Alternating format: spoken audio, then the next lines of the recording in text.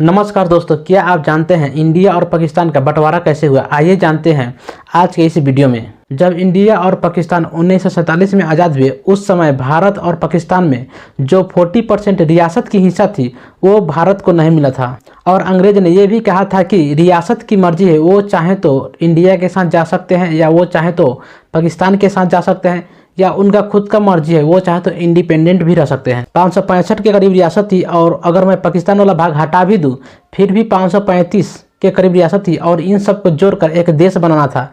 और ये कोई मजाक की बात नहीं थी। इसका काम दिया गया था सरदार वल्लभ भाई पटेल को, जो हमारे उस समय का डिप्टी प्राइम मिनिस्टर थे। कायदा तो ये कहता है कि सारी रियासतों से पूछा जाता, अगर उनका मन होता इंडिया के साथ जुड़ने का तो ठीक है, वरना कोई बात नहीं है। लेकिन रियल में ऐसा नहीं होता है। देश बनते हैं तो सही और गलत सारे तरीके अपनाए जाते हैं। जो छोटी रियासत थी उनको तो कॉन्सिक्वेंसी पता थी, क्योंकि उन्होंने विद्रोह भी देखा था, तो उनकी इतना हिम्मत नहीं थी कि वो इंडिया के अगेंस्ट जाए। बाकी जो रियासत थी, कुछ को डराया गया, कुछ को प्यार से मनाया गया, और अलग अलग तरीके अपनाए गए। और जितने भी रियासत थी वो इंडिया के साथ आके मिल गए। इन सब की एक डॉक्यूमेंट साइन कराया गया, इंस्ट्रूमेंट ऑफ एक्सेशन, जिसे विलय पत्र भी कहते हैं। और ये विलय पत्र हर एक रियासत के लिए सेम था, वर्ड बाय वर्ड। तो पटेल जी ने अपना काम बहुत ही अच्छे से निभाए थे और सारी रियासतों को एक साथ जोड़ दिए। बस 3 जगह बात आके फंसी, एक जूनागढ़, दूसरा हैदराबाद और तीसरा जम्मू एंड कश्मीर। जूनागढ़ की जो आबादी थी वो हिंदू था, और वहाँ के जो राजा था वो मुस्लिम था। उसका बिल्कुल मन नहीं था कि इंडिया के साथ जुड़े, वो पाकिस्तान के साथ जुड़ना चाहता था। 15 सितंबर 1947 के जाके एक एग्रीमेंट साइन किया पाकिस्तान के साथ, और जूनागढ़ को पाकिस्तान में जोड़ दिया। कायदे में अगर देखा जाए तो जो भी रियासत, चाहे वो पाकिस्तान के साथ जुड़ना चाहे, चाहे वो इंडिया के साथ जुड़ना चाहे, ऐसा वो कर सकते थे। तो वहाँ पे विद्रोह करा दिया गया, और जो राजा था जूनागढ़ का वो भागकर पाकिस्तान चला गया। जब वहाँ पे शांति हुई तो वहाँ पे प्लेबिसाइड हुआ। प्लेबिसाइड यानी कि वहाँ की जनता वोटिंग के थ्रू डिसाइड करेगी कि उनको पाकिस्तान के साथ जाना है या उनको इंडिया के साथ जाना है। और वहाँ पे प्लेबिसाइड हुआ तो 99% जो वोटिंग इंडिया के साथ जुड़ने के लिए आई। अच्छा, इसमें इंपॉर्टेंट चीज़ और है कि जब अंग्रेज जा रहे थे तो इंडिया और पाकिस्तान दोनों का जो डिफेंस था वो अपने हाथ में रखे थे।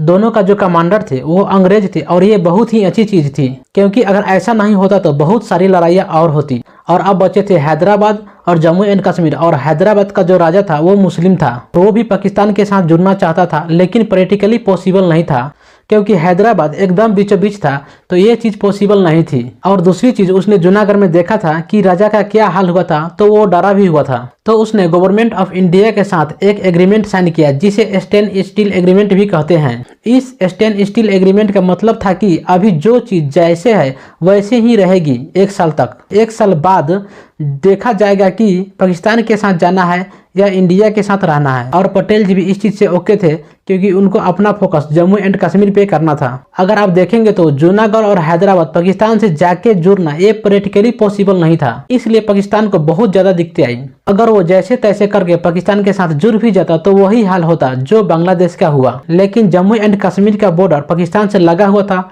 और जिन्ना ने जूनागढ़ के अंदर देखा था कि प्लेबिसाइड होगा तो बहुत ज़्यादा होपफुल थे कि कश्मीर के अंदर भी प्लेबिसाइड होगा तो फैसला उनके हक में जाएगा, क्योंकि मुस्लिम मेजोरिटी वहाँ पर ज़्यादा थी। जैसे धीरे धीरे टाइम निकल रहा था, उनका ऑब्सेशन भी था जो कश्मीर को लेकर, वो भी बहुत ज़्यादा बढ़ रहा था। जम्मू एंड कश्मीर का जो राजा था, राजा हरि सिंह, वो हिंदू था, और वहाँ का जो मेजोरिटी थी वो मुस्लिम थी। राजा किसी भी कीमत पर अपना गद्दी नहीं छोड़ना चाहते थे, इसलिए जो भी ऑप्शन अवेलेबल उनके सामने थे वो सारे दिक्कत वाली थी।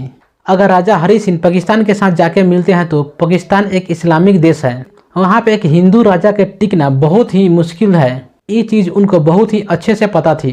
अगर वो इंडिया से जाके मिलते हैं तो नेहरू जी रोज़ लोकतंत्र की बात करते हैं, इलेक्शन कराने की बात करते हैं, तो वहाँ पर अगर इलेक्शन होगा तो मेजोरिटी मुस्लिम है, तो वैसे भी राजा नहीं बनेंगे। तो राजा हरि सिंह को अपना गद्दी से बहुत ज़्यादा प्यार था।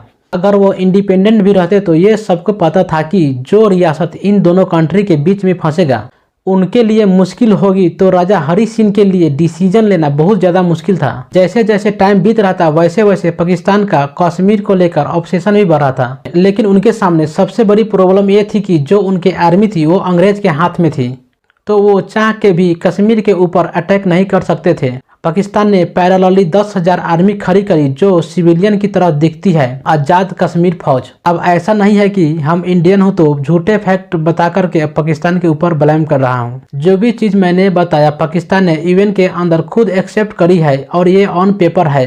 जितनी भी चीज़ पूरी वीडियो में बता रहा हूँ सारी की सारी इंटरनेट पर अवेलेबल है, सारे डॉक्यूमेंट अवेलेबल है। आप कुछ भी वेरीफाई कर सकते हैं, अपने मन से कुछ भी नहीं बता रहा हूँ। उनके जो चीफ ऑफ आर्मी थे राजेंद्र सिंह, उन्होंने बहुत समझाने की कोशिश की जो हमारे फौज के अंदर मुस्लिम लोग हैं, एक वो भी पॉसिबिलिटी हो सकती है कि उनके साथ जाके मिल जाए, लेकिन राजा हरि सिंह के पास भी और ऑप्शन नहीं थे। जैसे लोग आगे बढ़ रहा था, जिस चीज का डर था राजेंद्र सिंह का वही हुआ, वो लोग आउट ऑफ कंट्रोल हो गए। जब ये लोग बारामूला पहुंचे तो इन लोगों ने इतनी ज्यादा तबाही मचाई कि वहाँ के लोग आज तक भी इन चीजों का भूल नहीं पाए हैं। जिस तरीके से पाकिस्तान का डिफेंस अंग्रेज के हाथ में था, ठीक उसी तरीके से इंडिया का डिफेंस भी अंग्रेज के हाथ में था। अब एक दिन के अंदर इंडिया आज़ाद सेना खड़ी नहीं कर सकती है, तो उन्होंने माउंटबेटन से बात करी। माउंटबेटन का स्टैंड बहुत ही क्लियर था कि हम अपने आर्मी का यूज किसी पर अटैक करने के लिए नहीं करेंगे। एक ही सिचुएशन में हम अपना आर्मी का यूज करेंगे जब हमारे ऊपर कोई अटैक कर रहा हो, हमें अपना डिफेंस करना हो, क्योंकि कश्मीर अभी इंडिया का हिस्सा नहीं बना था, इसलिए हम अटैक नहीं कर सकते। जब पाकिस्तान की सेना श्रीनगर से सिर्फ 50 किलोमीटर दूर रह गई थी तब हरि सिंह ने इंडिया से मदद मांगी और इंडिया ने बीपी मेनन को हरि सिंह के पास भेजा। एक डॉक्यूमेंट लेके हरि सिंह ने वो डॉक्यूमेंट पर साइन किया और कश्मीर इंडिया का हिस्सा बन गया। कुछ लोग जो कश्मीर इंडिया के पार्ट नहीं मानते, उनका ये कहना था कि ये जो डॉक्यूमेंट था ये कंडीशनल एग्रीमेंट था, इसका मतलब ये नहीं कि कश्मीर इंडिया का पार्ट बन गया। ये जो डॉक्यूमेंट बीपी मेनन ने साइन करवाया था, ये वही डॉक्यूमेंट था जब इंडिया ने बाकी रियासतों के इंडिया के साथ जुड़ने के लिए साइन करवाया था। इंडिया ने कश्मीर के अंदर अपनी फोर्स उतारी और एक तरफ से उनको पीछे करने की कोशिश की। पाकिस्तान ने ट्राई किया वो भी अपना फोर्सेस उतार सके, अंग्रेज से बात करी, क्योंकि माउंटबेटन ने जो चीज इंडिया से कहा था उससे वही चीज अंग्रेज ने पाकिस्तान से कही कि कश्मीर पाकिस्तान का हिस्सा नहीं है और इस समय अगर मैं अपना फौज उतारेंगे तो ये एक अटैक माना जाएगा। कश्मीर और इंडिया को इस एग्रीमेंट को लेकर जिन्ना बहुत ज्यादा क्यूरियस थे। उन्होंने माउंटबेटन को बुला के बात करी, इस एग्रीमेंट को मानते नहीं है। एग्रीमेंट हुआ था तो उस एग्रीमेंट को माना नहीं गया था, बल्कि वहां भी प्लेबिसाइड हुआ था। तो माउंटबेटन ने यही इंडिकेशन दिया कि जब यहाँ भी शांति हो जाएगी तब यहाँ भी प्लेबिसाइड होगा। उसके बाद दो चीज ऐसी हुई जिसके बाद इंडिया के साथ थोड़ा वीक पड़ गया। पहली चीज, नेहरू जी ने एक अनाउंसमेंट की, उन्होंने मंच पे आके ये कहा कि जैसे ही युद्ध खत्म होगा उसके बाद हम लोग भी यहाँ पर प्लेबिसाइड करवाएंगे। और दूसरी चीज, जब 1-1.5 साल से युद्ध चल रहा था तो इस पूरी कंट्रोवर्सी को रिजोल्व कराने के लिए नेहरू जी यूएनए चले गए। अब जो लोग यूएनए जाने से खुश नहीं है तो उनका मानना ये था कि जब 1-1.5 साल से युद्ध चल रहा था तो इसको थोड़ा और एक्सटेंड कर लेते और पूरा एरिया ले लेना चाहिए था।